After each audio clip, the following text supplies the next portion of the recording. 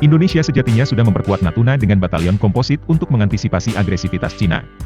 Keberadaan batalion komposit ini akan sangat berguna bagi Indonesia menjaga kedaulatannya di Natuna Utara dari tindakan penerobosan yang dilakukan Cina. Indonesia setidaknya menempatkan kapal perang dan jet tempur di Natuna yang sewaktu-waktu bisa dikerahkan untuk menghadang Cina di Laut Utara. Seperti baru-baru ini pada 3 Juni 2022 kapal perang Indonesia melakukan intercept terhadap 2 kapal Coast Guard Cina.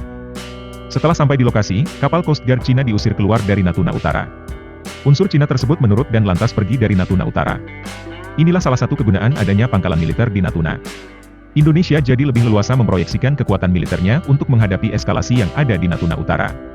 Tapi jangan salah, Cina sendiri sudah mempunyai pangkalan militer yang cuma berjarak 700 km dari Natuna Utara. Pangkalan militer tersebut dinamai Fiery Cross Reef. Rupanya Cina sudah membangun pangkalan militer sedari setelah era Perang Dingin berakhir. Saat itu pada tahun 2000, Cina menginisiasi pembangunan pangkalan militer di Teluk Yalong, Pulau Hainan.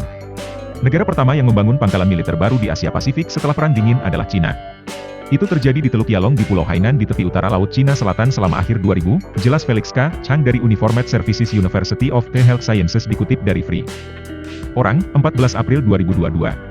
Alasan Cina membangun pangkalan militer di Teluk Yalong simpel saja, sebagai langkah awal menegakkan klaim Nine Dash Line.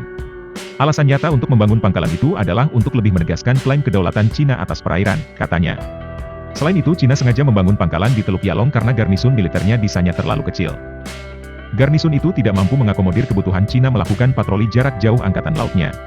Pada saat itu, jangkauan militer Cina di wilayah tersebut terlalu pendek untuk melakukannya secara efektif. Pangkalan angkatan laut terdekat Cina disanya terlalu kecil untuk menampung armada besar dan jangkauan pesawat taktisnya di Hainan tidak cukup panjang untuk mendukung patroli reguler, apalagi operasi tempur di wilayah tersebut, ungkapnya. Nah, di Teluk Yalong yang dinamai Cina pangkalan militer Yulin bisa mengakomodir segala kebutuhan di atas. Cina membangun Yulin dengan fasilitas sebagai pangkalan utama AL-nya. Di sana bisa mempersiapkan operasi tempur bagi kapal perang, kapal induk hingga kapal selam nuklir Cina. Dengan adanya Yulin, Cina menjadi lebih agresif di Indo-Pasifik. Pangkalan Angkatan Laut Yulin yang baru di Teluk Yalong menangani kedua masalah, tidak hanya dapat menampung lebih banyak kapal perang, tetapi juga kapal yang lebih besar dan lebih kompleks, seperti kapal induk dan kapal selam bertenaga nuklir. Weber Felix. Yulin merupakan awal bagi Cina untuk menegakkan klaim Nine Dash lainnya. Pangkalan itu merupakan batu loncatan awal Cina untuk menganeksasi pulau-pulau atau atol yang berada di wilayah negara lain. Benar saja, cuma butuh waktu 10 tahun, armada Cina yang berada di Yulin sudah mampu merebut kepulauan Spratly Filipina dan Paracel. Di sana Cina langsung membangun kembali pangkalan militer untuk mengontrol lalu lintas laut yang harusnya dilakukan Filipina. Mengkhawatirkannya, Cina bisa menempatkan jet tempur, pesawat pembom nuklir hingga perangkat intelijen untuk memata-matai Asia Tenggara. Pada akhir 2010-an, Cina telah melangkah lebih jauh, itu membangun beberapa pulau buatan kecil dan pangkalan militer di fitur yang dikontrolnya di Kepulauan Spratly dan Paracel. Pangkalan itu dilengkapi dengan dermaga, penempatan senjata, radar, dan berbagai peralatan pengumpulan intelijen, jelasnya. Di Spratly itulah Cina membangun tridente pangkalan militer yang menjadi tulang punggung angkatan lautnya bila perang di Indo-Pasifik pecah. Ia adalah Fiery Cross Reef yang jaraknya cuma 700 km dari Natuna. Kemudian Mischief Reef dan Subi Reef. Di Fiery Cross Reef, Mischief Reef, dan Subi Reef, Cina juga membangun lapangan terbang yang cukup besar untuk pesawat pengebom H-6 dan fasilitas untuk rudal permukaan ke udara Haki-9 dan baterai rudal anti kapal YJ-12. Pangkalan baru Cina di dalam dan sekitar Laut Cina Selatan telah memungkinkan Beijing untuk lebih menjaga pengawasan yang gigih dan menegaskan klaim kedaulatannya atas wilayah tersebut, katanya. Tapi ada satu hal yang dikhawatirkan lagi di mana Cina mungkin membangun terowongan bawah laut di pangkalan militernya di sana untuk mempersiapkan serangan kapal selam nuklir miliknya. Kompleks terowongan bawah laut yang rumit di pangkalan Angkatan Laut Yulin mungkin adalah contoh utama. Digali di bawah gunung di ujung Teluk Yalong, kompleks terowongan dirancang untuk mendukung beberapa kapal selam serangan bertenaga nuklir dan rudal balistik. Kapal perang semacam itu hampir tidak diperlukan untuk menegaskan klaim kedaulatan Cina atau memberi Beijing keunggulan atas tetangganya di Asia Tenggara, dalam hal ini, ungkap Felix.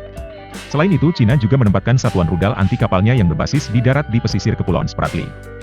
Pembangunan berbagai macam pangkalan militer Cina bukan hanya sekedar menegakkan klaim Nine Dash lainnya, namun juga untuk memenangi duel melawan Taiwan dan Jepang. Seperti diketahui jika Cina ribut soal Pulau Senkaku dengan Jepang. Soal Taiwan tak perlu dijelaskan lagi kenapa Cina ingin segera menghabisi Taipei secepat mungkin. Alasan utama pembangunan pangkalan militer Cina di sepanjang Laut Cina Timur tidak diragukan lagi terkait dengan persiapan Cina untuk kontingensi Taiwan. Tetapi mereka juga memungkinkan Cina untuk mengejar tujuan strategis lainnya, termasuk menegaskan klaim kedaulatannya atas Kepulauan Senkaku dan mengamankan Selat Miyako. Jelasnya, urusan pangkalan militer Cina ini memang bikin runyam. Dengan kekuatan dana yang melimpah, Cina bisa kemanapun dan kapanpun membuat pangkalan militernya. Terbaru di Kepulauan Solomon Cina akan menghadirkan basis tempurnya di sana.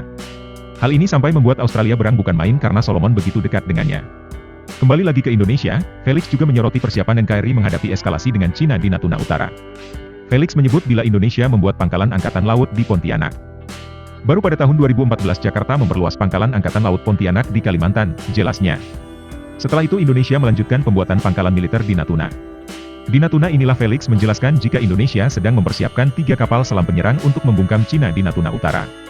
Kemudian pada tahun 2021, setelah persiapan yang panjang, Jakarta membangun pangkalan baru di Pulau Natuna untuk 3 kapal selam serang di sel listrik yang direncanakannya, bebernya.